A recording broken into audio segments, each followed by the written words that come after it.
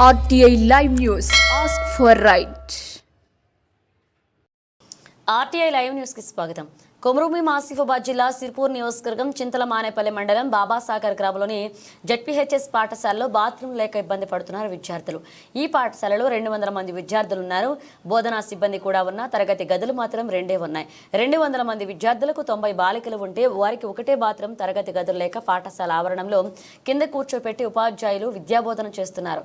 పాఠశాలకు కనీసం అటెండర్ లేక చెత్తాచెదారంతో నిండి ఉన్న పారిశుద్ధ్యం చేసేవారు లేక దుర్వాసనతో విద్యార్థులు వ్యాధులు వచ్చే ప్రమాదం ఉంది. ఇట్టి విషయంపై ఎంఈఓ రమేష్ బాబును చారవాణి ద్వారా ఆర్టీఐ జిల్లా రిపోర్టర్ లింగయ్య వివరణ కోరగా అటెండర్ని నియమిస్తామని తెలిపారు. మేమే చేస్తామని మొండికేస్తున్న కాంట్రాక్టర్, అయోమయంలో పాఠశాల ఉపాధ్యాయ సిబ్బంది, విద్యార్థులు.